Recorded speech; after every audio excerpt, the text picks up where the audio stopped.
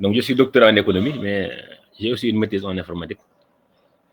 Donc, pendant près de 10 ans, j'ai eu à travailler comme data manager dans un centre de recherche où je m'occupais de tout ce qui est... Excusez-moi, Monsieur Diop, mais on ne vous voit pas. Est-ce que c'est possible d'activer la vidéo, s'il vous plaît? Voilà. Donc, en fait, aujourd'hui, je voulais parler aux gens de collecte de données électroniques.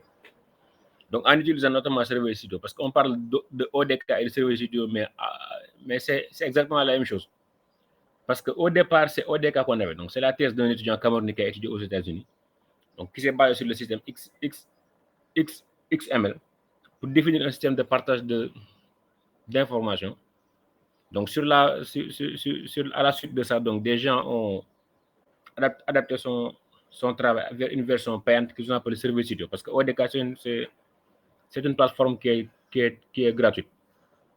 Bon, bien qu'il y a il est possible de payer un hébergement sur le serveur, mais si c'est quelqu'un qui sait configurer un serveur web, il peut tout faire lui-même.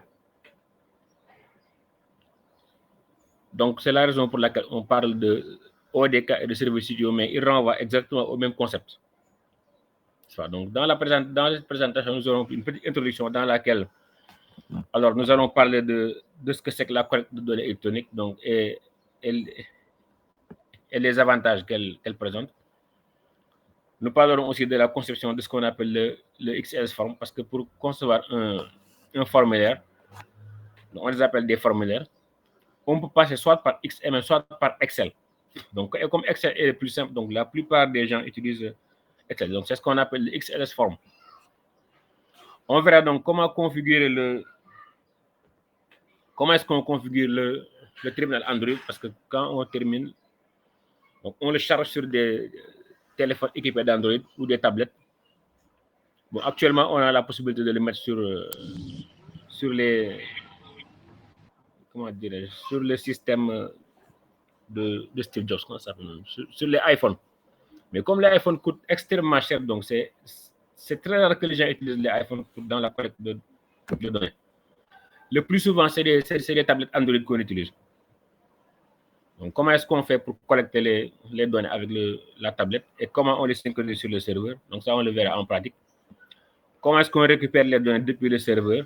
Donc, quand les enquêteurs ont fini ou quand les agents de collecte ont fini de collecter les données et qu'ils les renvoient sur le serveur. Donc, comment le gestionnaire de données fait pour recevoir les données qu'ils ont envoyées.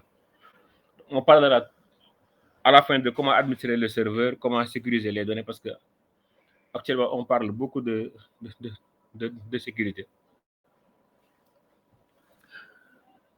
Donc, sans tarder, on va aborder l'introduction pour dire que Server Studio, donc, c'est une suite d'outils donc, qui est dédiée à la collecte de données électroniques. Parce qu'au départ, on avait une collecte de données par papier. Donc, quand nous, par exemple, exactement, quand on commençait, donc, c'est ce qu'on faisait. On faisait des enquêtes papier. Ensuite, on avait des formulaires pour saisir. On faisait une double saisie. Ensuite, on comparait les deux saisies. Et il y avait une troisième personne qui était chargée. Donc, s'il y a des différences entre les deux saisies, il y avait une troisième personne qui était chargée de faire la vérification et de mettre l'information correcte. Donc, ça prenait trop de temps et le coût était beaucoup plus important parce que pour une opération, on était obligé de payer 4 personnes. On paye un enquêteur qui va faire la collecte. On paye une personne qui fait la première saisie. On paye une deuxième personne qui fait la double saisie. Ensuite, on compare les deux bases.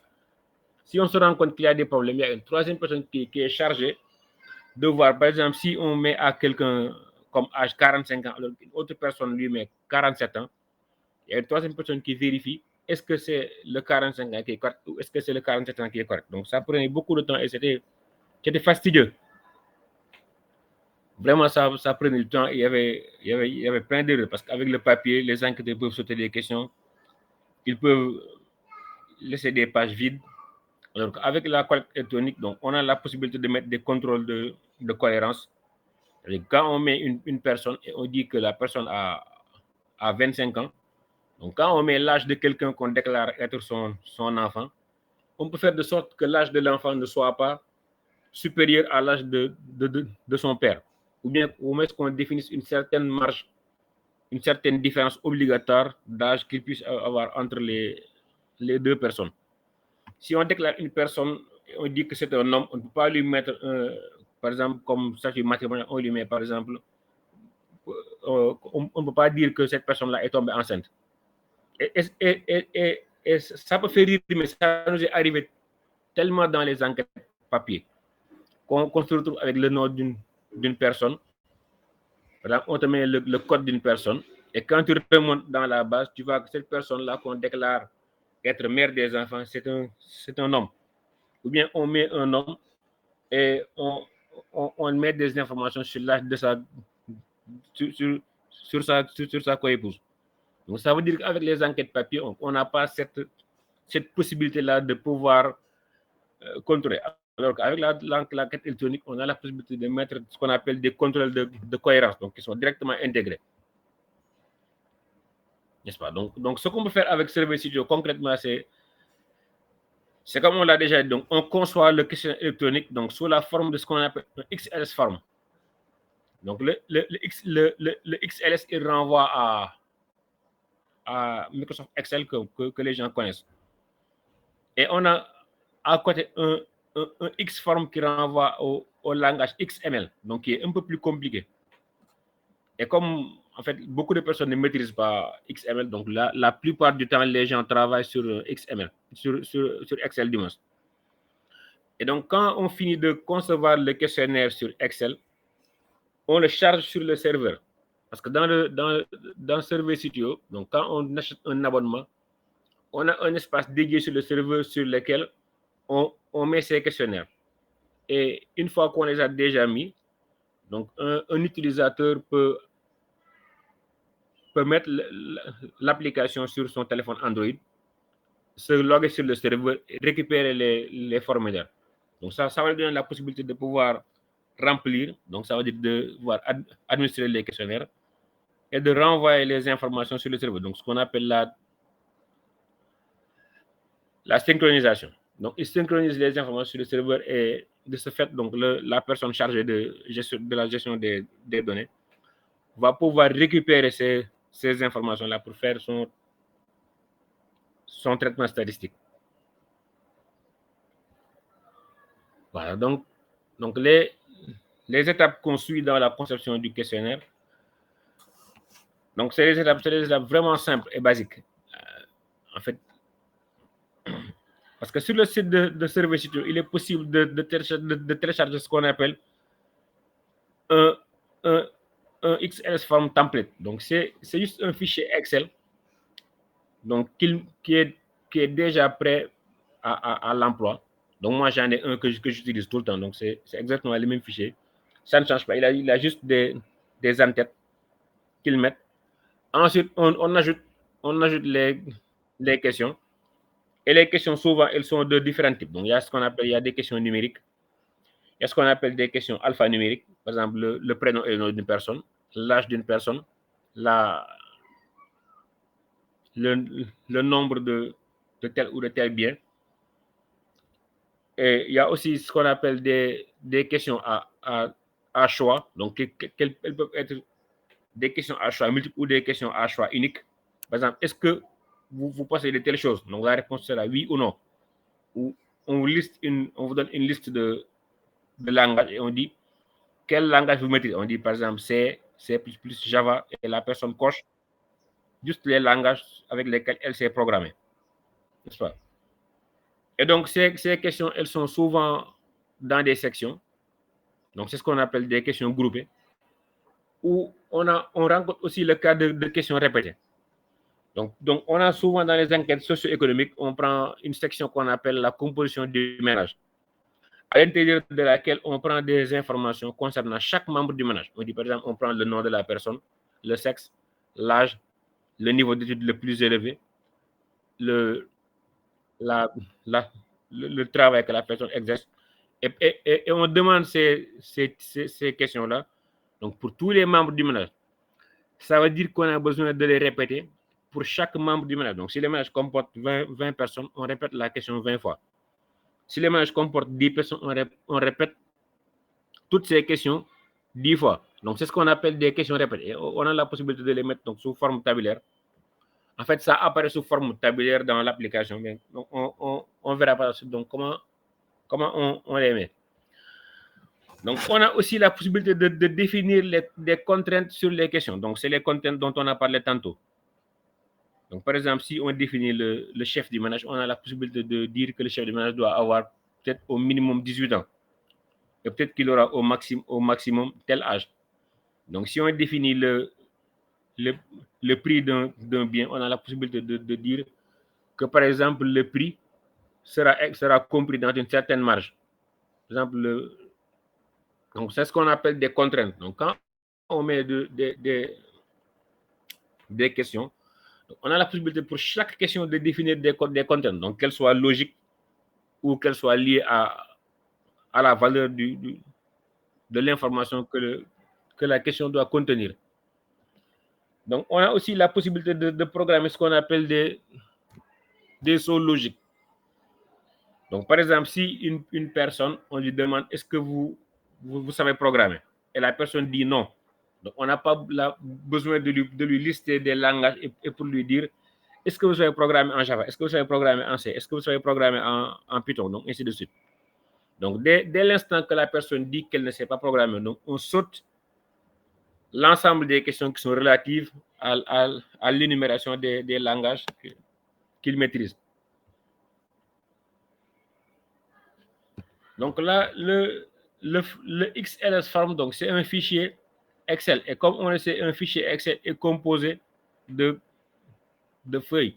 Donc c'est un classeur Excel qui est composé de feuilles. Donc dans le XLS form, il y a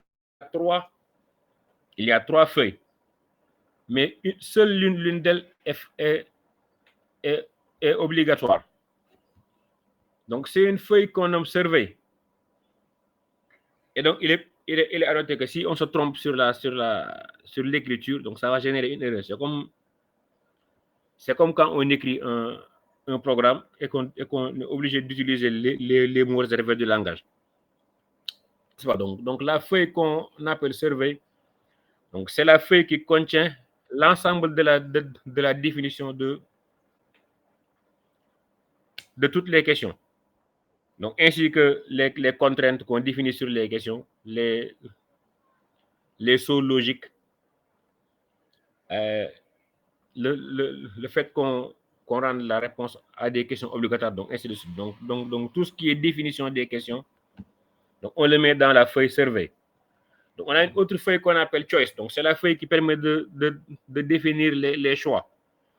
Donc si on a une question où les modalités de réponse sont fixées au départ, on dit par exemple, est-ce que vous habitez dans peut-être telle ville? Et la personne a la possibilité de dire oui ou non. Quel est votre statut matrimonial? Et la personne peut cocher sur célibataire, marié monogame, divorcé, veuf, ainsi de suite. Donc ça, c'est ce qu'on appelle des listes de choix. Donc ces listes de choix-là, on les définit à l'intérieur de la feuille choice.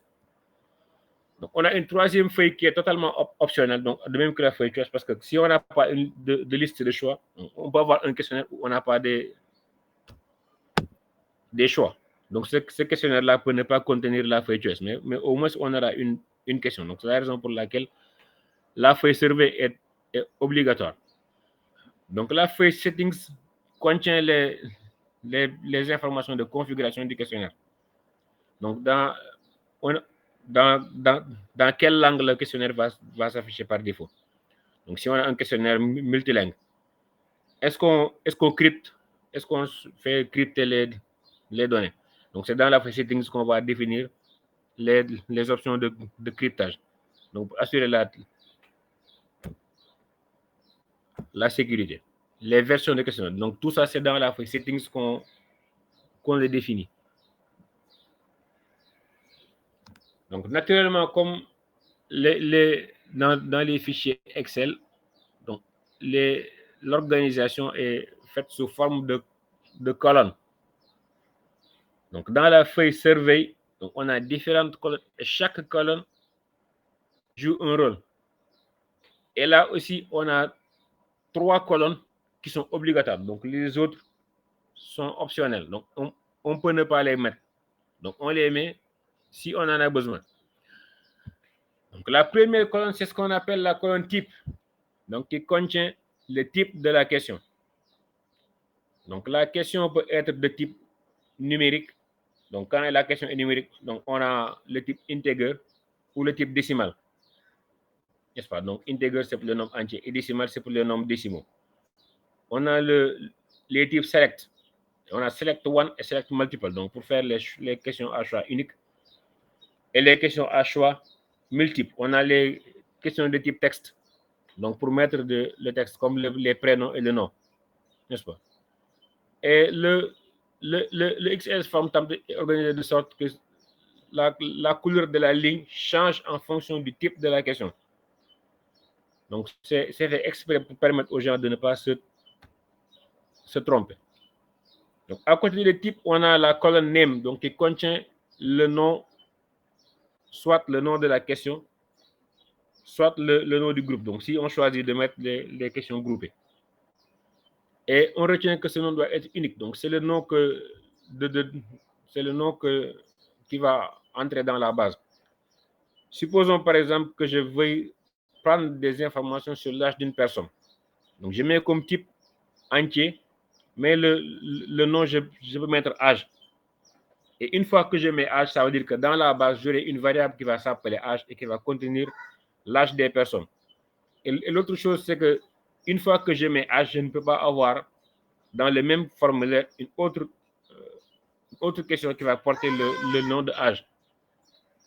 Donc, label, c'est un texte qui va s'afficher à l'écran et c'est ce texte-là que l'enquêteur il va avoir, donc l'agent de collecte. Donc, l'utilisateur, supposons qu'on mette âge, on dit quel est l'âge de la personne. Donc, là, celui qui lit le formulaire, donc lui, c'est ça qu'il va voir. Bon, si c'est un questionnaire où on définit plusieurs langues, parce que souvent dans certaines collectes, on définit, supposons par exemple, on a un questionnaire qu'on veut administrer dans plusieurs zones. Donc, on met le français, on met l'anglais, on peut mettre le français, l'anglais, on peut mettre même traduire certaines parties du questionnaire en wolof ou en pulaar ou dans d'autres langues. Donc, pour que les gens posent les questions exactement de la même façon. Parce qu'on s'est rendu compte que si on laisse les gens traduire les questions eux-mêmes, quelqu'un peut le traduire comme ça, un autre peut le traduire d'une autre façon qui va dénaturer l'information qu'on va recevoir. Donc, souvent, on traduit les questions et on les précharge. De sorte que pour chaque question, on a la possibilité de définir un label pour la langue qui est choisie. Et donc, supposons si on a besoin de mettre du wolof, on met label 2, on met wolof. Et on met le libellé de la question en wolof. Donc, si on a besoin de mettre du pulaar, on met label 2 points pulaar. On met la traduction de la question en pulaar. De sorte que lorsque l'utilisateur choisit pulaar, il voit les questions s'afficher dans la langue qui est choisie. Donc, la colonne hint permet de mettre des informations supplémentaires qui peuvent guider l'utilisateur. Supposons par exemple qu'on mette quel est votre âge. On met en précision l'âge en année révolue. En fait, c'est une information qui ne va pas aller dans la base. Parce que par exemple, celui qui traite la base, donc ce qu'il a besoin de savoir, c'est que quand il voit la variable âge, qu'il sache que c'est juste l'âge. Par exemple, l'agent de collecte, on a besoin de lui préciser que c'est l'âge en année révolue. Ou bien on précise, il s'agit ici de prendre l'âge en année révolue pour les personnes âgées de plus de 5 ans. Lorsque la personne est âgée de moins de 5 ans, on demande l'âge en mois. De sorte que ce sera une précision qu'on met pour guider l'utilisateur, mais qui ne va pas aller dans le label de la base. Donc, quand c'est les questionnaires multilangues, on a aussi la possibilité de mettre une précision, donc suivant la langue qui est choisie. Donc, default permet de fixer une valeur par défaut pour certains champs. Donc, pour certains champs, donc souvent, on peut fixer une valeur par défaut que la personne a la possibilité de changer. Donc, apparence est une colonne qui est très importante, donc qui permet de définir comment les questions groupées s'affichent. Est-ce que les questions groupées vont s'afficher sous forme tablée? Est-ce qu'elles vont s'afficher les unes à la suite des autres? Donc, c'est avec apparence qu'on les définit. Donc tout ça, on le verra tout à l'heure quand on fera la pratique. Donc, la colonne constrainte permet de mettre des contraintes sur le champ, donc pour obliger l'utilisateur à mettre des valeurs qui sont correctes. Donc, supposons par exemple qu'on mette l'âge. On a la possibilité de mettre des contraintes pour dire que l'âge d'un répondant ne doit pas dépasser peut-être 95 ans. On peut penser que si l'âge dépasse 95 ans, peut-être que la personne ne sera plus en mesure de répondre à des questions. Donc, et on dit que aussi l'âge ne doit pas être inférieur à 18 ans, parce que quand c'est quelqu'un qui n'a pas 18 ans, donc en principe, il n'est même pas habilité à peut-être prendre certaines décisions ou à signer un formulaire de consentement. Parce que souvent, dans les collectes, on fait signer à la personne un formulaire de consentement pour dire qu'elle consent à répondre aux questions et qu'elle s'engage.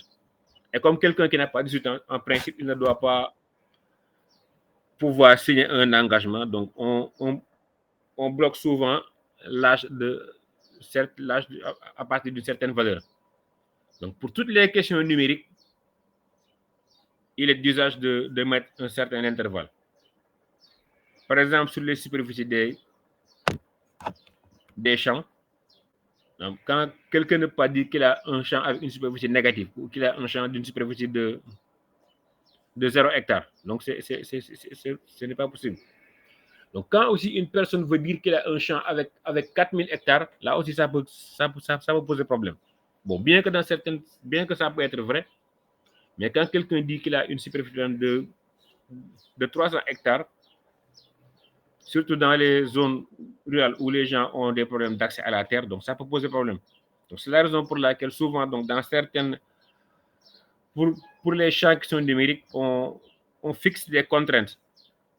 Et à côté de la contrainte, on ajoute ce qu'on appelle un constraint message. Donc, c'est un message qui s'affiche lorsque la contrainte n'est pas respectée. Et dans le cas des questionnaires multilangues, on a aussi la possibilité de mettre des contraintes dans la langue locale. Donc, leur relevance permet de définir ce qu'on appelle des sauts logiques. Donc, ça permet de dire est-ce qu'on doit poser la question ou est-ce qu'on ne doit pas la poser. Donc, c'est au niveau de la colonne relevance qu'on précise est-ce que cette question-là doit être posée en fonction, bien entendu, de la réponse aux questions précédentes. Donc, la colonne disable permet de désactiver de façon temporaire la réponse à un champ. Donc, c'est une colonne qu'on utilise très rarement. Donc, require permet de rendre la réponse à une question obligatoire. Donc, souvent, quand on le met à yes, donc ça rend la réponse obligatoire. Donc, quand c'est à no, ça veut dire qu'on peut sauter la question. Mais souvent, on met yes à toutes les questions. Parce qu'en fait, dans un questionnaire, donc, toutes les questions sont importantes. Donc, require message, c'est un message qui s'affiche lorsque la personne essaie de passer sans remplir le champ. Et on a la même possibilité dans les questions multilangues, n'est-ce pas? Read only, ça permet d'empêcher la saisie dans un champ. Donc, là, les seules fois où on les utilise, donc, en fait, personnellement, moi, les seules fois où je les utilise, c'est pour enregistrer l'heure et la date. Parce que l'heure de début et l'heure de fin, ça me permet de savoir en moyenne combien de temps les gens restent pour administrer un questionnaire. Ça me permet de savoir si par exemple, en moyenne, les gens vont 30 minutes pour administrer un questionnaire. Et si je vois un agent de collecte qui fait, par exemple, 3 heures de temps. Je peux vous poser des questions pour dire, en fait, comment est-ce qu'il fait pour faire 3 heures de temps pour interviewer une personne, alors qu'en moyenne, les gens font 30 minutes. Ou si je vois quelqu'un qui fait le questionnaire en 5 minutes, donc il ne peut pas être plus 6 ou 5 fois plus rapide que la moyenne. Donc, c'est la raison pour laquelle moi, d'habitude, l'heure de début et l'heure de fin, je les mets en read only. Ça veut dire que les enquêteurs ne pourront pas les modifier. Donc, la colonne calculation permet de mettre ce qu'on appelle des champs calculés. Donc, souvent, quand on demande aux agents de collecte de faire des calculs, ils peuvent souvent se tromper. Donc, pour tout ce qui est des cumuls, alors pour tout ce qui est des calculs sur le rendement et tout, donc on préfère faire automatiser le calcul. Par exemple, quelqu'un qui dit que j'ai 10 hectares et j'ai peut-être une tonne et demie par hectare. Donc, au lieu de demander à l'agent de collecte de calculer donc le rendement, donc on préfère automatiser le calcul. Donc, c'est l'utilité des champs calculés. Donc, on a aussi la colonne qu'on appelle repeat count.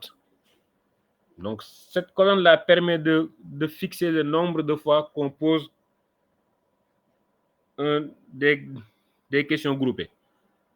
Donc, c'est les questions groupées dont on a parlé tout à l'heure. Donc, si on a un groupe de questions qu'on souhaite répéter, donc repeat count permet de dire combien de fois ou pour combien de personnes on va répéter les questions.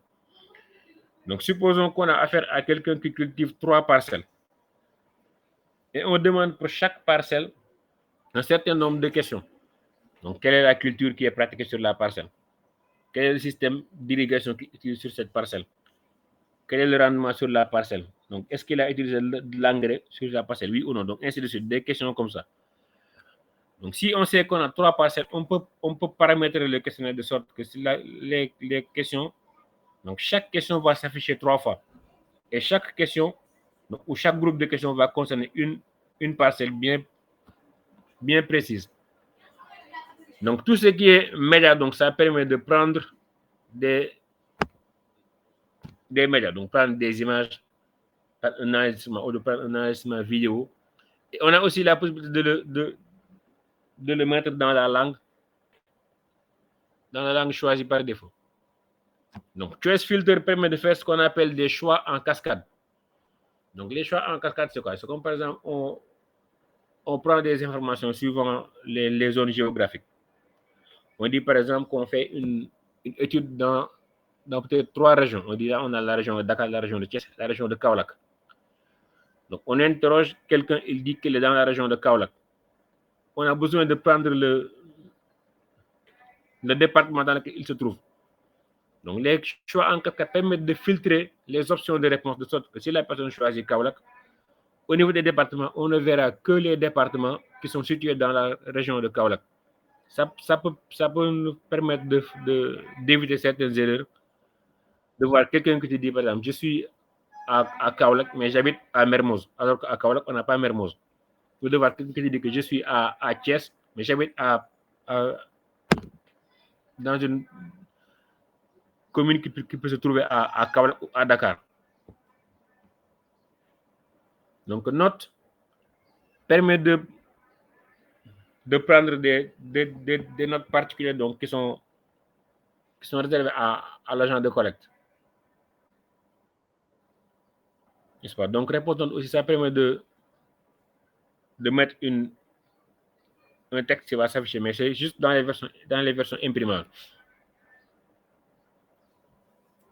Donc publishable, ça permet de, quand on définit des options de cryptage, donc ça, on peut définir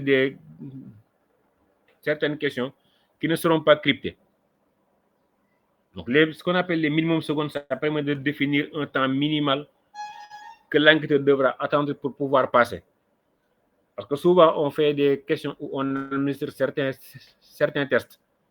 On dit que quand on pose la question à la personne, on doit lui permettre de réfléchir pendant 30 secondes avant de répondre.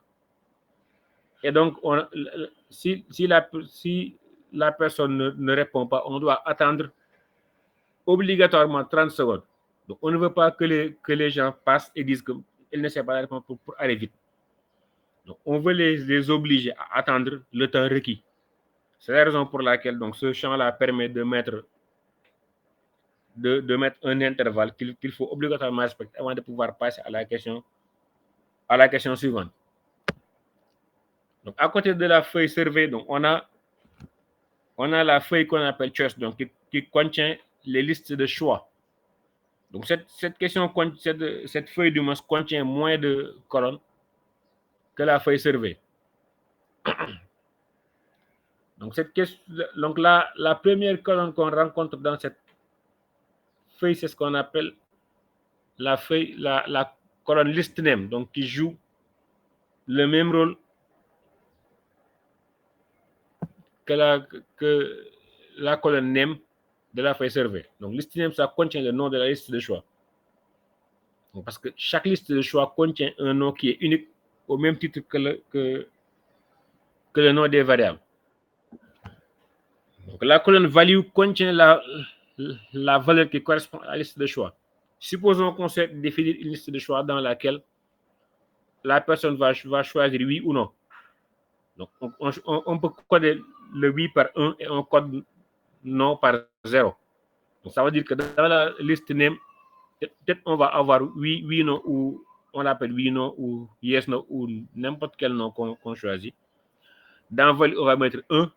Et dans le label qui contient le texte qui va s'afficher, on met oui. Donc, pour l'autre choix, on va mettre comme valeur 0. Et on va mettre comme label non. Donc, et là aussi, on a la possibilité aussi de définir des labels dans une autre langue. Donc, Image permet de choisir de mettre des labels. Donc, les images sont très utiles, surtout dans les textes qu'on administre aux enfants et aux élèves. Donc, on leur montre des images. Donc, ils vont juste cocher sur l'image au lieu de choisir un texte. Donc, là aussi, on a la possibilité de mettre une image dans une autre langue. Donc, la dernière colonne est ce qu'on appelle la colonne filtre. Donc, c'est elle qui permet de filtrer, d'intégrer des filtres qui vont servir dans les choix en cascade. Donc, la colonne settings aussi, la feuille settings, autant pour moi, donc la feuille settings contient un certain nombre de colonnes dont la première est la form title. Donc, form title, c'est le titre du questionnaire. Donc, c'est le titre du questionnaire qui s'affiche par défaut et que les utilisateurs voient. Donc, le form ID, c'est un identifiant unique du formulaire. Et retenez que sur un serveur, on ne peut avoir qu'un seul form ID. Donc, on ne peut pas avoir des form ID dupliqués. Donc, version, c'est le numéro de la version du questionnaire. Donc, ça permet de pouvoir contrôler.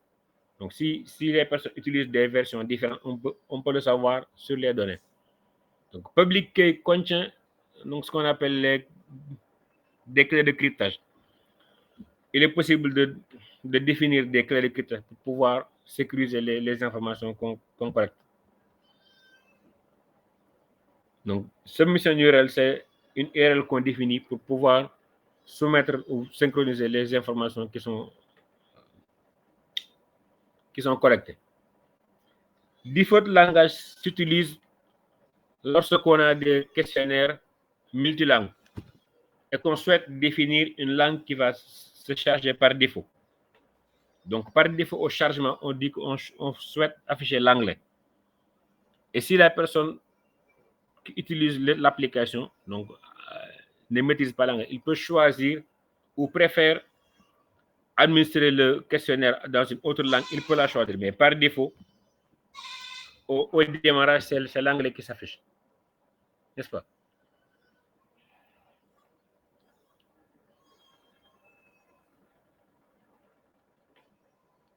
Donc on va par la suite parler donc des types de questions. Donc, les types de questions sont les questions qu'on met dans la colonne type de la feuille survey. Donc, le premier type de question qu'on rencontre est le type de question texte, donc qui prend un texte simple. Donc, ce sont les textes simples qu'on saisit au clavier. Donc, on a aussi la possibilité de mettre des nombres. Donc, lorsqu'on définit number dans la colonne apparence, donc c'est la colonne apparence dont on a parlé tout à l'heure. Donc, à côté des textes, on a integer, donc qui prend des nombres entiers.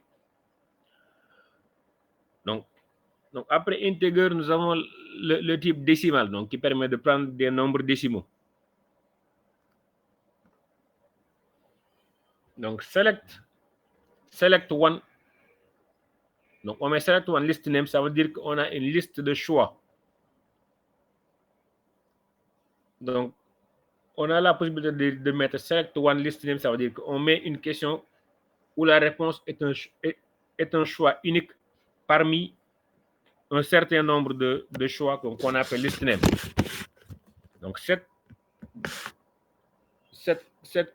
option aussi possède plusieurs niveaux d'apparence, donc qu'on verra par la suite. Donc, à côté des choix uniques, on a ce qu'on appelle les choix multiples. Donc, la différence entre les choix uniques et les choix multiples, c'est que pour un choix unique, on ne peut prendre qu'une seule réponse. Alors que pour un choix multiple, on a la possibilité de choisir plusieurs réponses. Donc, GeoPoint nous permet de capturer ce qu'on appelle des coordonnées GPS. Donc, barcode, on a le type barcode qui permet de lire des codes barres. Par contre, il faut un appareil spécial pour pouvoir lire les barcodes. Sinon, il y a certains téléphones modernes qui ont la possibilité, avec l'appareil photographique, de lire des barcodes. Donc, date permet de prendre la date par défaut, donc qui est sur le système. Donc, date time, donc, il prend juste l'heure. Donc, image permet de prendre l'image. Donc, on avait parlé de média image, donc ça veut dire qu'il faut qu'on fasse la jonction entre cette ligne et la colonne image. Donc, il en va de même que audio et file. Donc, ça nous permet aussi d'attacher, ça peut nous permettre d'attacher un fichier à notre questionnaire. Donc, note nous permet juste de mettre un texte qui va s'afficher à l'écran, mais qui ne sera pas une question qu'on pose. Donc, supposons par exemple qu'on souhaite mettre une précision. Qu'on dise que par exemple, à partir de maintenant, il faudra que l'enquêteur pose les questions une à une. Ou on dit qu'à partir de maintenant, l'enquêteur devra poser les questions à la femme du chef de ménage. Et là, donc, c'est une instruction qu'on met, mais qui ne doit pas donner lieu à une réponse. Donc, calculate nous permet d'effectuer des calculs. Donc, on le met en liaison avec la colonne calculation. Donc, on met calculate, on met le nom du champ et on met le calcul dans la colonne calculation. Donc, comments permet de mettre des commentaires. Donc, on a ce qu'on appelle des métadonnées. Donc, c'est des questions, ce sont des valeurs qu'on peut capter, donc qui sont l'heure de début, l'heure de fin, le device ID, donc c'est le numéro email du téléphone qu'on utilise. Le subscript ID, c'est l'idée de souscription. SIM serial, c'est le numéro de téléphone qui est sur l'appareil qu'on utilise. Donc, s'il y a une puce, bien sûr. Donc, case ID,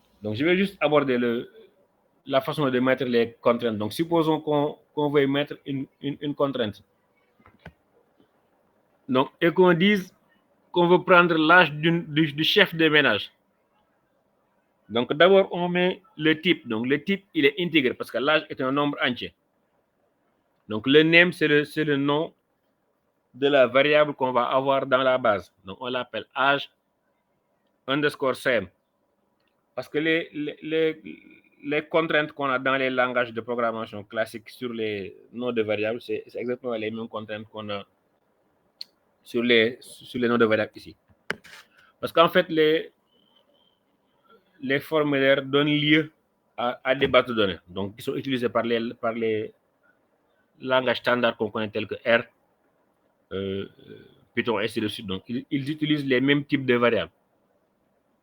Donc, le label qui est la question que l'utilisateur va avoir contient quel est l'âge du chef de ménage. Et on met comme contrainte point doit être supérieur ou égal à 16. Donc, le point renvoie au champ courant. Donc, chaque fois qu'on met des contraintes, on met un point, ça renvoie au champ courant. C'est comme le pointeur ZIS en programmation orientée objet. Donc, ça permet de renvoyer à l'objet courant. Donc, ici aussi, le point, parce qu'on aurait pu écrire âge CM supérieur ou égal à 16.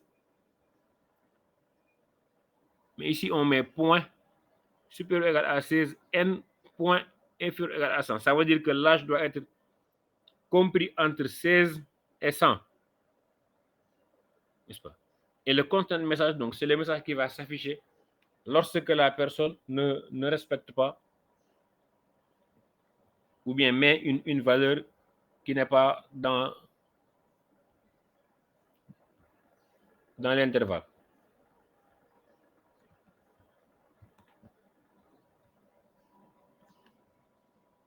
Donc, on a aussi la possibilité de définir des contraintes liées à une autre question. Donc, supposons qu'on demande à une personne quel montant avez-vous reçu. Donc, le montant reçu, on dit que par exemple, il doit au moins être égal à 0. N'est-ce pas? Donc, une personne peut recevoir 0 francs, c'est possible. Par contre, on peut recevoir une somme négative. N'est-ce pas? C'est la raison pour laquelle on a mis doit être supérieur à 0. Et donc, le montant qu'on a dépensé, donc, c'est la part dépensée sur la somme reçue. Ici, on dit que la dépense, elle doit être supérieure à 0. Supérieure ou égale à 0. N'est-ce pas? Et elle doit être inférieure ou égale au revenu. Et ici, pour définir une contrainte liée à un champ ou pour faire référence à un champ, on utilise un $. On ouvre des doubles cotes à l'intérieur desquels on met le nom du champ. Parce que ici, le champ, on l'avait appelé revenu.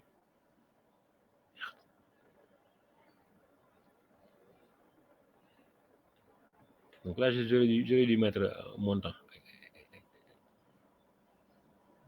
Donc ça, il faut que je le corrige. J'aurais dû mettre ici montant. Donc, pour rendre une question obligatoire, donc on l'avait dit, il faut qu'on mette yes à required. N'est-ce pas? Donc, quand c'est une question à choix unique, il faut d'abord créer la liste de choix dans la feuille choice. Donc, pour créer la liste de choix, on appelle la liste de choix sexe. On met comme valeur 1 et 0. On met 1 homme et 0 femme. Et quand on crée la question, on met select one et on met le nom de la liste de choix. Et on met sexe du répondant. Ça veut dire que l'utilisateur, il va voir juste homme et femme. Donc, quand c'est une question à choix multiple, donc là aussi, on crée la liste de choix. Ici, on demande le combustible utilisé pour la cuisson. On a gaz, charbon de bois, bois de chauffe et bouse de vache. Et là, on met juste select multiple. Et on met quel est le combustible utilisé pour la cuisson. Et là, la personne a la possibilité de choisir plusieurs réponses.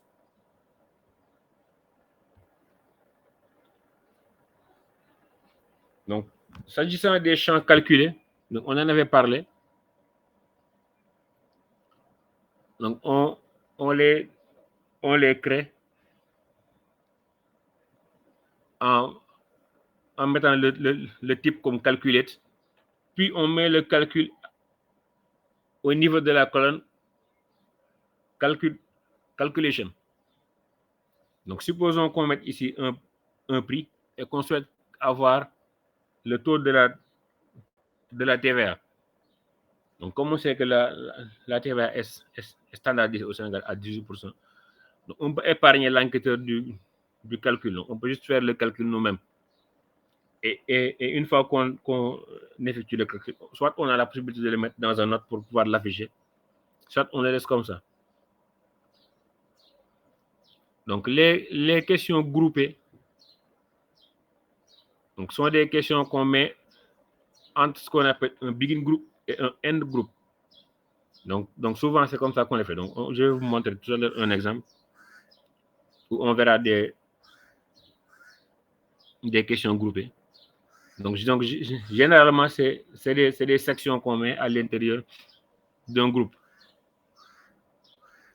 Donc, si on met comme apparence feed list, ça veut dire que les questions vont s'afficher les unes à la suite des autres. Alors que quand on met comme apparence table list, ça veut dire que les questions vont s'afficher de façon tabulaire, donc comme un tableau. Donc, les questions répétées aussi, on en a parlé. Donc, c'est des questions qu'on répète un certain nombre de fois.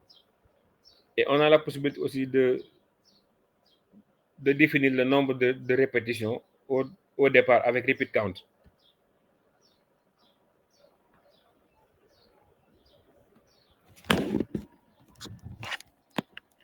Donc, les questions qui sont liées à une autre question. Donc, c'est ce qu'on appelle les sauts logiques. Donc, supposons qu'on demande à une personne, est-ce qu'elle possède un compte bancaire? Donc, si la personne dit non, donc on saute les questions donc qui demandent dans quelle banque elle possède un compte. Ça veut dire que le fait de répondre à la question sur les banques est lié aux questions à la question de posséder un compte. Donc, c'est au niveau de relevance qu'on le met. Et les relevances se mettent de deux façons différentes. Donc, quand c'est une question à choix unique, comme une question comme ça, donc où la réponse est juste oui ou non, donc on peut juste mettre donc dollar compte est égal à, par exemple, 1. Ou on met juste selected et on le fait comme ça s'affiche à l'écran. Donc, tout ça aussi, on le verra par la suite.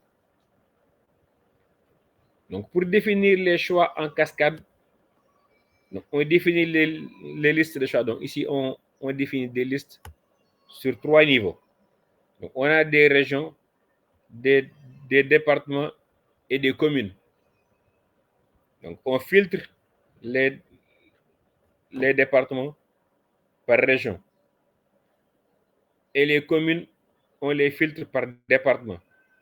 C'est-à-dire que, par exemple, on a la région de Kaffrine. Donc, il y a comme département Birkilan, Kaffrine et Koungheul. Donc, et Malem Hodar aussi. Donc, ici, la valeur qu'on a dans Kaffrine, donc c'est 1. C'est cette même valeur-là qu'on met au niveau des filtres pour les départements qui sont situés à l'intérieur de Kaffrine. Donc, pour Louga, on a comme valeur 2. Donc, le département de Kébémer, de Linguère et de Louga, on leur met comme valeur des filtres 2. Donc, Matam a comme valeur 3. Donc, on met ici dans le filtre 3 au niveau de Ranérou.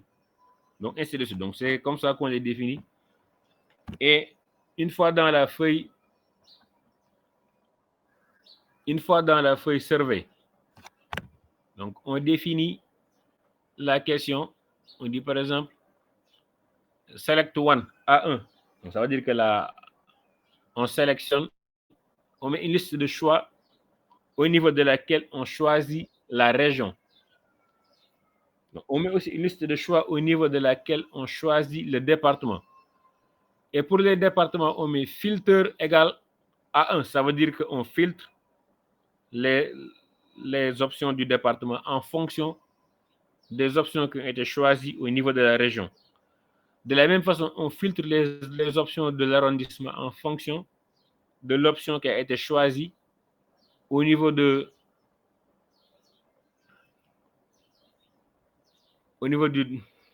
département.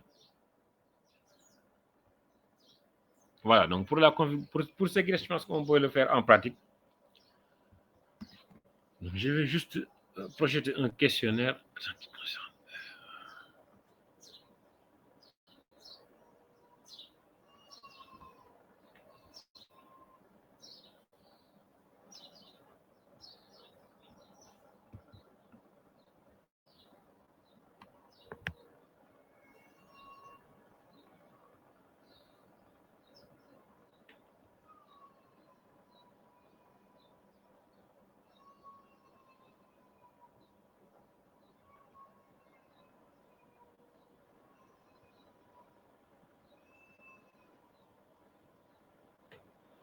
Est-ce que vous voyez le questionnaire Word le fichier que je partage? Oui, tout à fait. Hmm? Oui, tout à fait. Nous le recevons. Voilà, parce qu'en fait, les questionnaires papier, donc c'est comme ça qu'ils se présentent. Donc, c'est ça qu'on a en général. Donc, c'est les questionnaires que les gens nous donnent et qu'ils demandent de mettre sous forme digitale. Donc, le nom de l'enquêteur. Donc, là, on met les listes de choix, les lieux. Et donc, le fichier template dont je vous avais parlé, c'est à ça qu'il ressemble.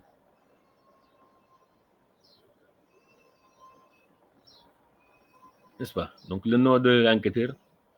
Là, j'ai mis une liste de choix pour qu'on parce que comme c'est les mêmes personnes, donc ils cochent juste leur nom. Je mets ici le nom du village. Et donc, tout à l'heure, j'ai parlé de content. Donc, j'ai oublié de le dire. Il est possible de définir les contraintes en utilisant ce qu'on appelle les expressions régulières. Donc, peut-être qu'on n'aura pas le temps d'en parler, mais peut-être ceux que ça intéresse, ils peuvent aller voir sur Google ce que c'est. Donc, donc, les expressions régulières offrent la possibilité de pouvoir mettre des contenus vraiment intéressants. Et ça s'utilise dans presque tous les langages. Ça vaut vraiment la peine de voir ce que c'est. Par exemple, pour mettre une adresse mail, on peut définir une contrainte régulière qui permet de dire qu'on doit avoir une chaîne de caractères. Ensuite, on va avoir un arrobase, une autre chaîne de caractères, un point, puis on peut avoir une autre chaîne de caractères. Et ça va nous obliger à respecter exactement cette façon d'écrire. Donc, les expressions régulières offrent vraiment la possibilité de faire des choses intéressantes. N'est-ce pas? Donc, ici, on a le nom du répondant. Donc, naturellement, on le met en texte. Donc, c'est ça, le nom du répondant. J'augmente un peu la taille. Donc, je mets texte. Je l'appelle R1. Je mets comme label nom du répondant. Et là, j'ai défini une expression régulière qui oblige à écrire en majuscule et sans accent. Parce que souvent, certaines applications de traitement de données gèrent mal les caractères accentués.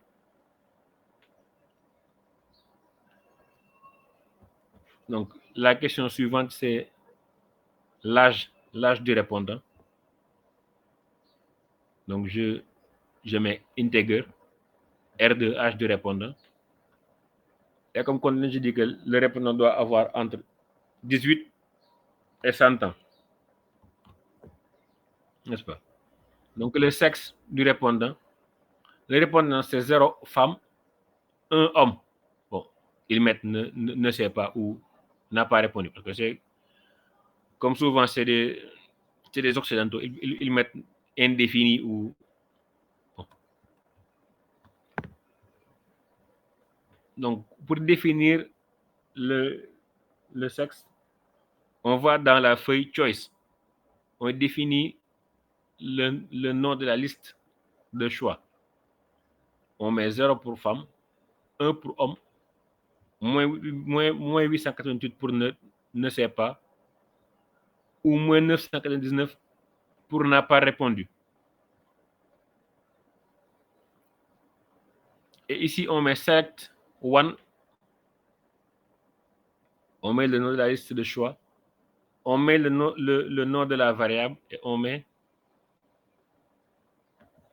le label de la question. Donc, en général, c'est comme ça que les questions se présentent. Et donc, ici,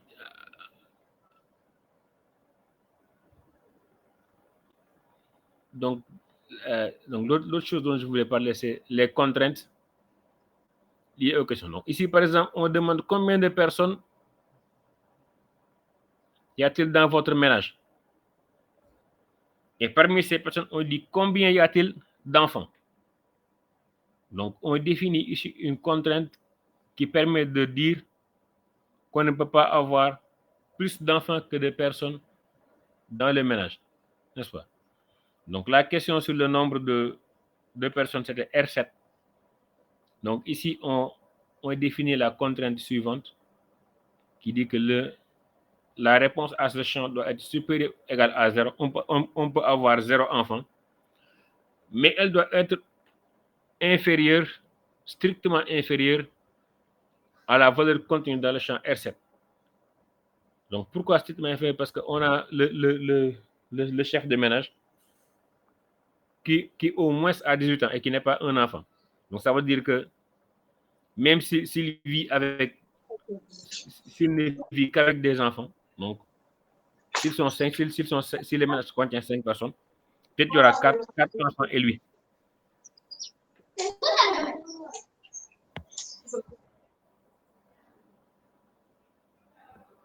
Donc là aussi, un autre exemple de contrainte qu'on définit. Donc, c'est est-ce que quelqu'un dans votre ménage cultive des cultures? Bon, c'est pas en français. Et ici, on met les cultures du ménage. Donc, cette question, on la pose si quelqu'un, au niveau de R13, a choisi oui, n'est-ce pas? Et donc, on veut s'arranger de sorte. Donc, je vous montre d'abord la liste de choix. Donc, dans R13, on a des listes de cultures. Et on a ne sait pas et n'a pas répondu.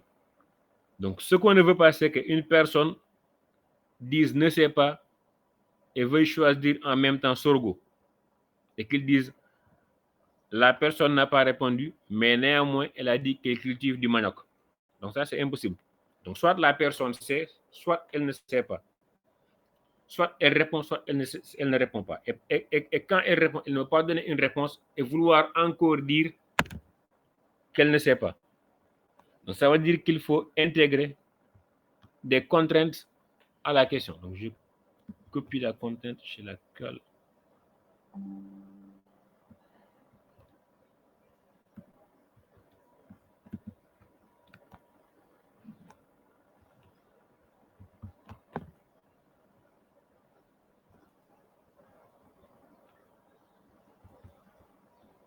Donc, je la mets là pour que ça apparaisse plus clairement. Donc, ce qu'on veut, c'est que la personne choisisse moins 8, ça veut dire ne sait pas. Et il a renseigné, il a répondu exactement à une seule. Il a choisi exactement une seule option. Ça veut dire qu'il a sélectionné ne sait pas et il n'a sélectionné qu'une seule option. Soit il a sélectionné n'a pas répondu et il a sélectionné une seule réponse. Ça veut dire que soit il a dit ne sait pas, soit il a dit il n'a pas répondu. Ou soit il n'a pas sélectionné ne sait pas et aussi n'a pas sélectionné, n'a pas répondu. Donc c'est comme ça qu'on définit les contraintes. Ça veut dire qu'on dit que la personne, soit elle ne sait pas, et c'est exactement cette seule option qu'il a cochée.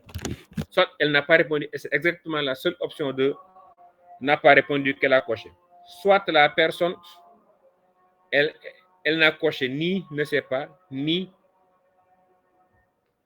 n'a pas répondu.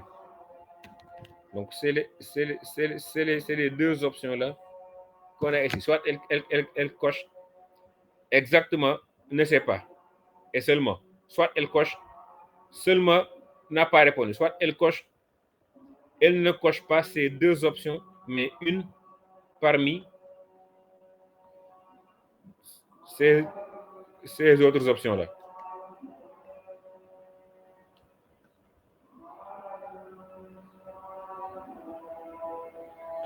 Alors, donc c'est comme ça qu'on définit la question. Donc, les gens que ça intéresse, je peux leur envoyer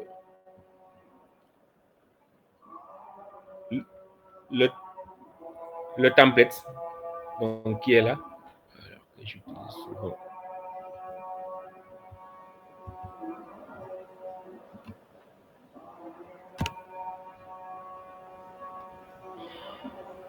Donc, c'est le template là que j'utilise. Je prends juste, je modifie, j'ajoute les questions. Supposons par exemple, je mets ici integer.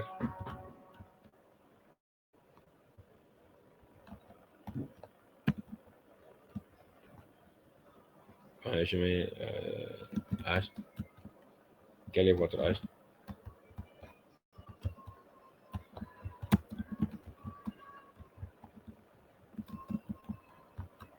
Ainsi de suite. Donc, c'est comme ça que je fais. Je mets ici texte. Ici, name.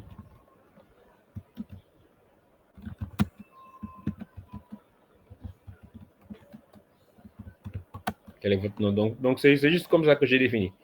Et vous avez remarqué que chaque fois qu'on met un type différent, la ligne est colorée de façon différente. Donc, si je mets ici select,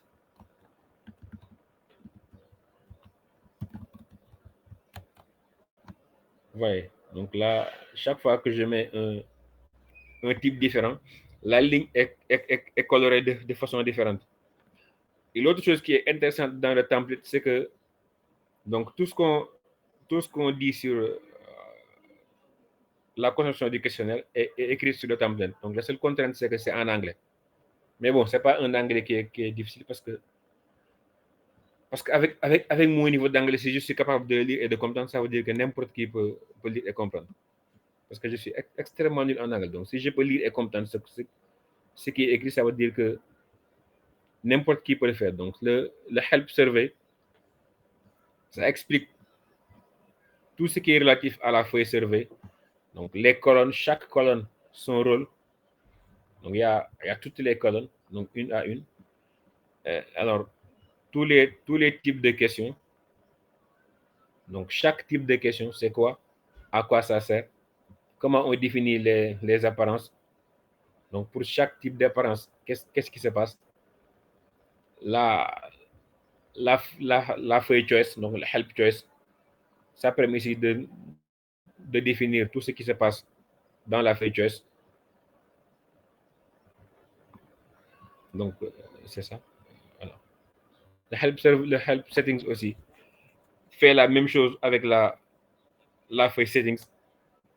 Donc, pour chaque colonne, on explique la colonne, comment on s'en sert.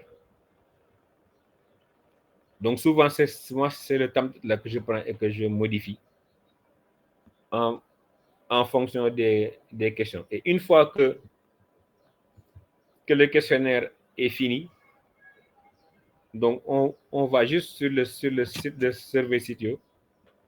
Donc, je vais aller sur le site et créer un... Je vais aller sur le site et créer un compte.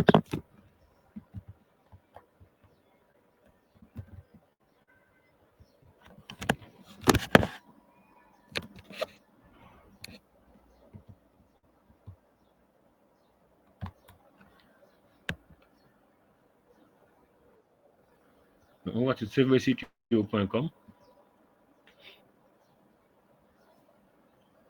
Bon, on va créer un compte gratuit.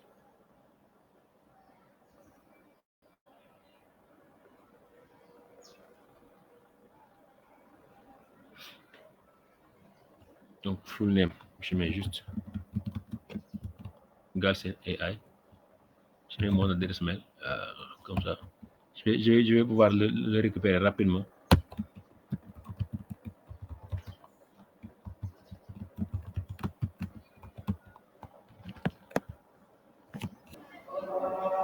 Alors, je suis désolé, j'ai des problèmes pour créer le serveur. Ensuite, ils ont changé en temps. Par contre, je vais juste vous montrer le compte que j'ai sur le serveur de IPA, donc à quoi ça ressemble. Donc, c'est ici qu'on... Et comme ici, j'ai un compte limité, je ne peux pas charger de formulaire. Donc, c'est un peu à quoi ressemble le serveur. Donc, je vais juste essayer de me loguer sur le téléphone et montrer aux gens comment les applications marchent. Donc, concrètement, sur le...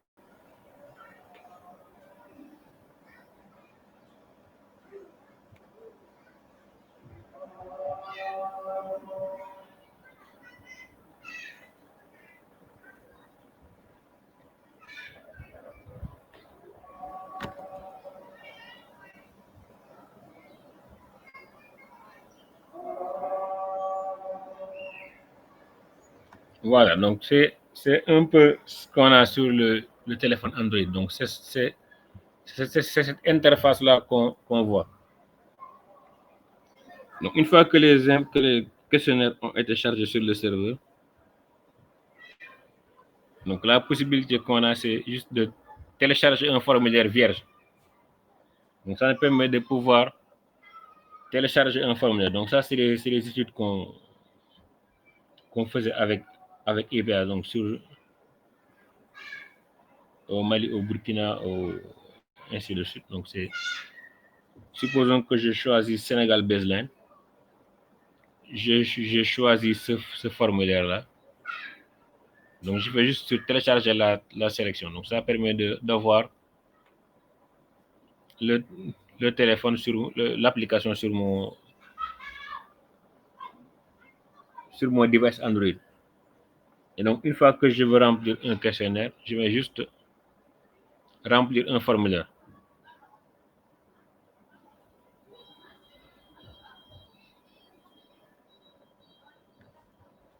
Et donc, j'ouvre le questionnaire qui se charge.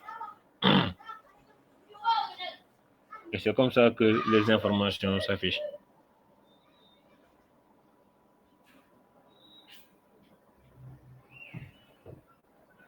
Donc là, je mets le numéro du ménage.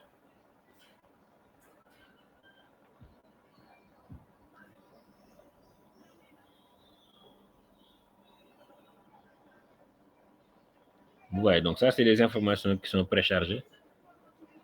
Alors, c'était au niveau de la bourse sociale. Donc, c'est quand on travaille sur la bourse sociale. Donc, c'est comme ça que les informations s'affichent. Donc, on choisit le nom du contrôleur, le nom du chef d'équipe. Donc, ça, c'est des questions à choix unique.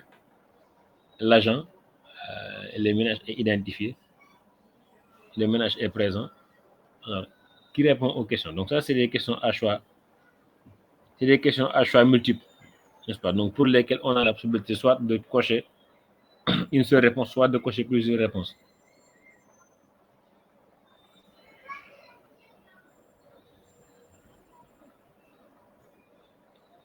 Donc, c'est juste comme ça qu'on répond aux questions. Et une fois qu'on termine,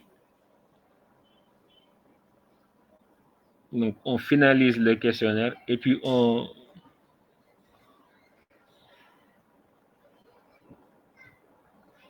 l'envoie sur le serveur.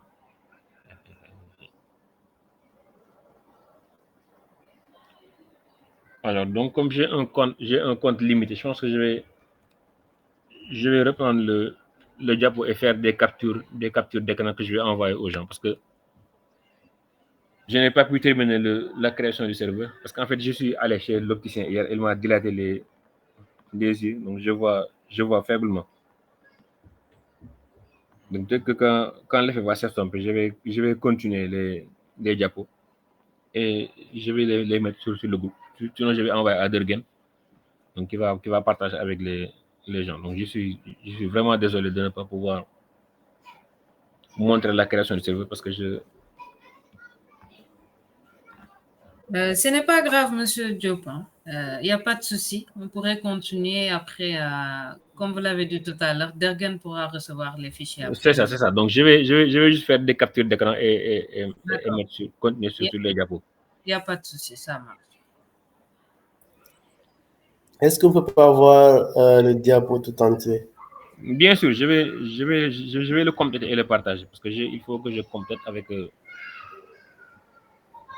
parce qu'en fait toute cette partie-là, la configuration de Android, donc il faut que je prenne des captures d'écran que je mette sur la collecte des données, la synchronisation. Donc tout ça aussi, j'ai déjà des captures d'écran. Donc je vais juste compléter je voulais faire ça en pratique. Mais comme je ne suis pas parvenu à créer le serveur parce que je ne vois pas bien, donc je me suis fait dilater la pupille hier. Bon rétablissement. Voilà, merci. Donc, je vais juste compléter ça et partager le fichier. D'accord, c'est noté.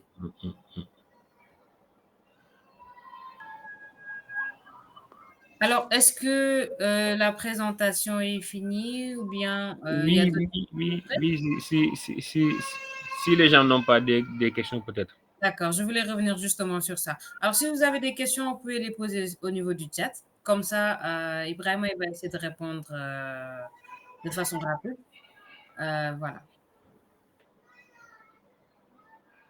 Alors, le chat, par contre, j'ai des problèmes pour lire. Parce que, comme je vous ai dit, je vois faiblement. Donc, s'il y a des questions, si quelqu'un peut lire pour moi. Je vais lire les questions, il n'y a pas de souci. D'accord, parce que je vois faiblement. Il n'y a pas de souci.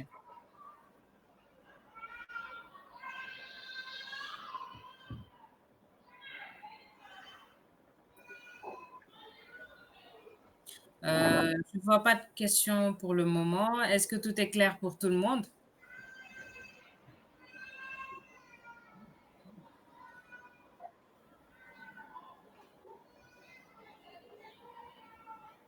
Alors, je viens d'avoir une question de la part de Sophie. Est-ce qu'on peut avoir les fichiers Excel? Donc, il y a quelqu'un qui demande est-ce qu'on peut avoir les fichiers Excel aussi? Bien sûr, bien sûr. Je vais donner ça à partager à Dergen. Donc, il va. D'accord, ça marche.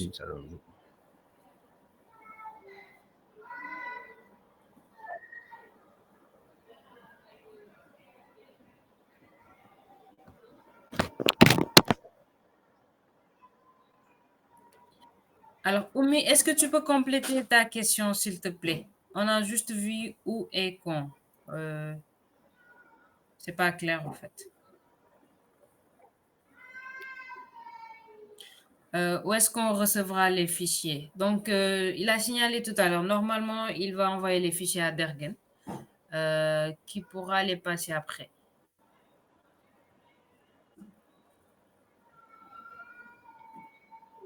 Donc, Alors, je vais essayer de les finir dans la semaine. D'accord. Il y a une autre question de Papa Faye. Merci beaucoup pour les explications fournies. Pour les templates, on a la possibilité d'utiliser le même et après uploader sur Survey CTO et Kobo sans aucune modification préalable. Alors là, c'est une contribution. C'est pas une question. On diffusera les fichiers par mail à tous les participants.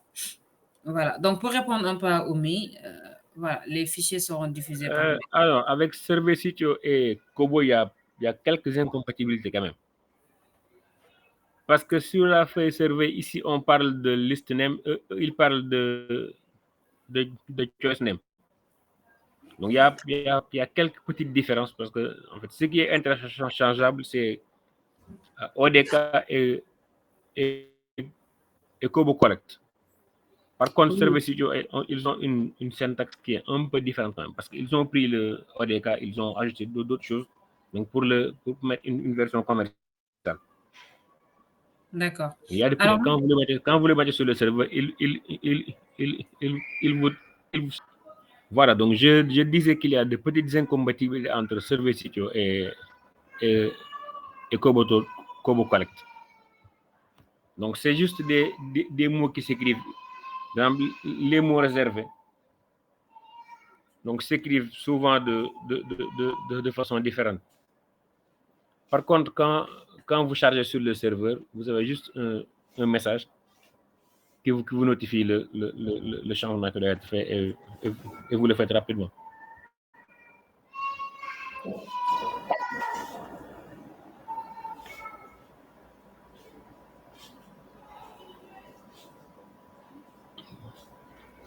Donc, par exemple, dans la liste de choix, ici, on l'appelle list name, là-bas, on l'appelle choice name. Donc, c'est des petites différences comme ça qui existent. D'accord. Monsieur Faye, est-ce que c'est clair pour votre question? Si vous pouvez répondre au niveau du chat ou directement. Ok, merci. Alors, on passe à la question suivante. Dans ODK, on peut créer des questionnaires en passant directement par le serveur. Est-il le cas aussi pour Survey CTO? Oui, c'est la même chose. Par contre, quand vous passez par le serveur, il y a des choses que vous ne pourrez pas faire. Parce qu'en fait, sur le serveur, c'est juste des questionnaires basiques. Donc, pour mettre certaines contraintes, il faut utiliser soit le Xform, soit le XSForm.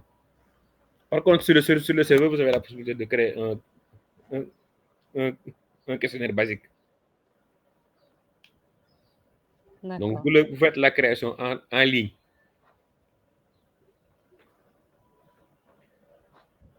D'accord. On passe à la question suivante. Ça, c'était pour Soph. Pour l'extraction des données collectées, comment on fait? Alors, pour l'extraction des données collectées, soit on se connecte sur le serveur pour prendre les données. Il y a une palette pour ça. Soit on installe, il y a une application externe, une application de bureau qu'on peut installer, donc qu'ils appellent serveur site desktop, donc qui peut permettre de gérer le serveur et vous exportez les données suivant le format que vous voulez. Bon, comme moi souvent j'utilise Stata, donc je l'exporte sous un format compatible avec cette application-là. On peut aussi avoir un fichier CSV, donc que la plupart des logiciels de gestion de données lisent. D'accord. Alors, pour le moment, je ne vois pas d'autres questions. On attend encore un peu.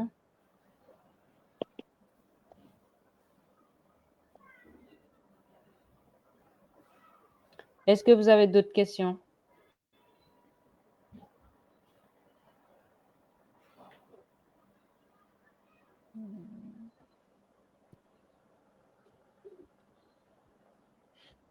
Pas pour le moment.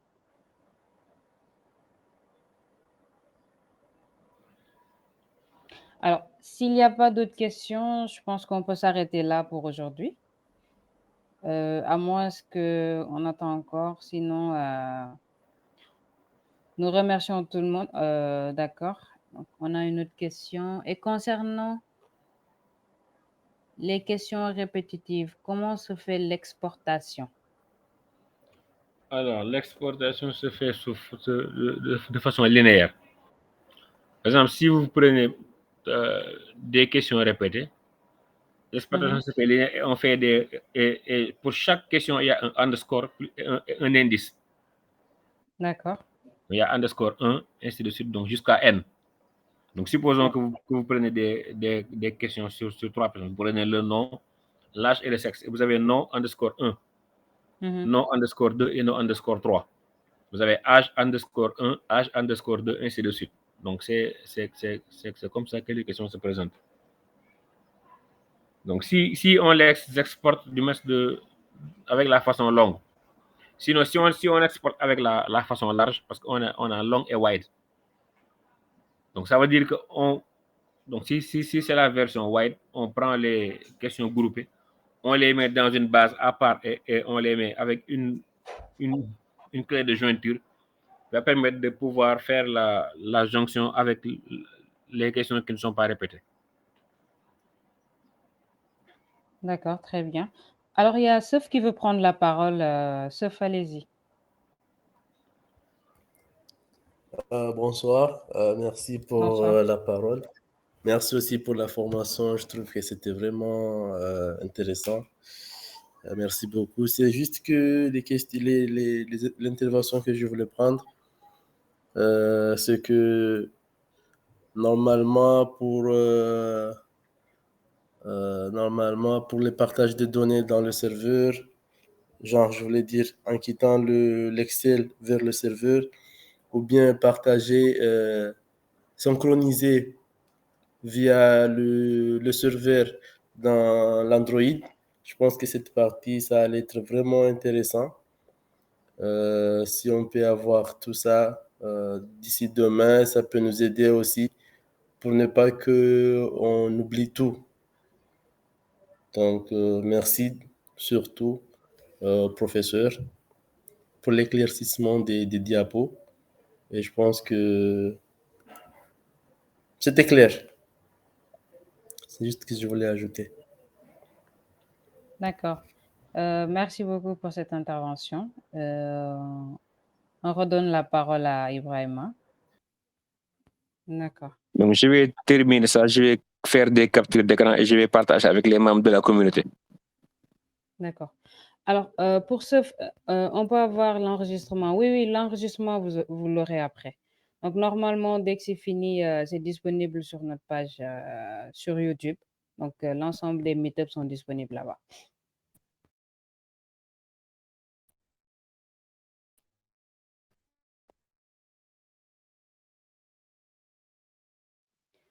Alors, il y a une autre question. Vous pouvez expliquer un peu les formats wide et long?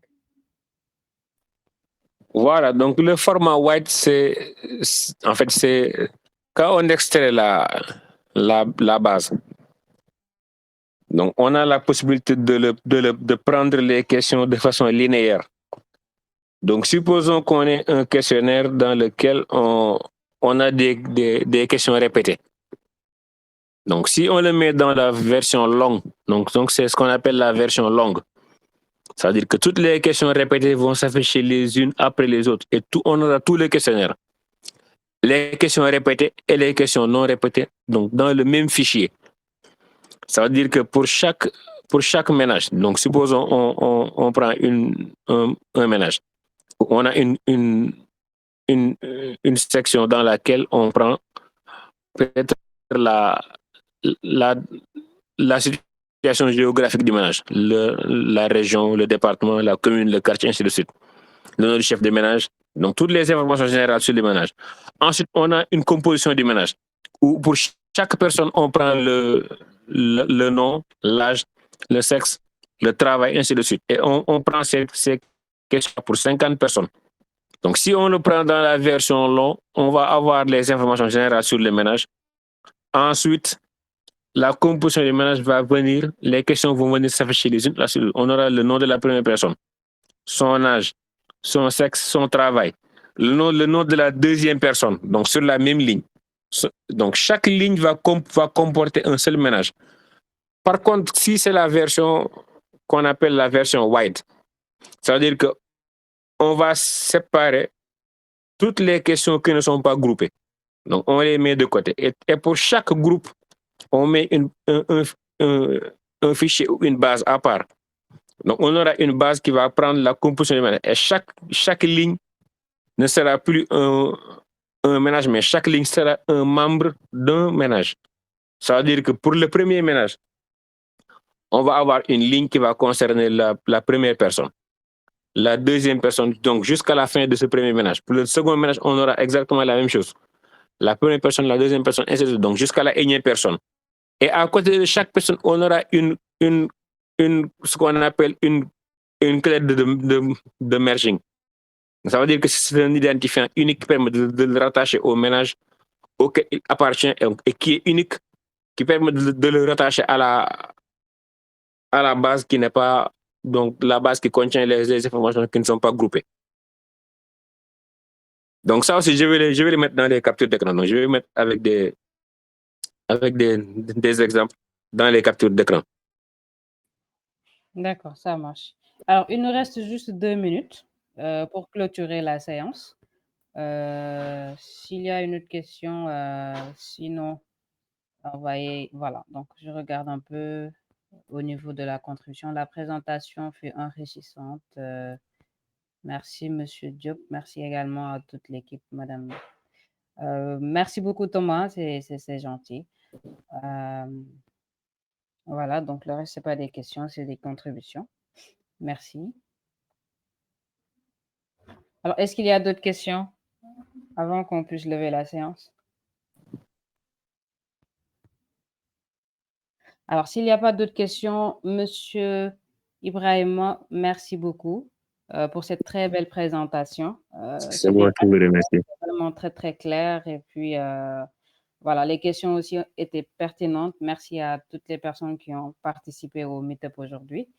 Alors, nous vous donnons rendez-vous très, très prochainement et merci beaucoup.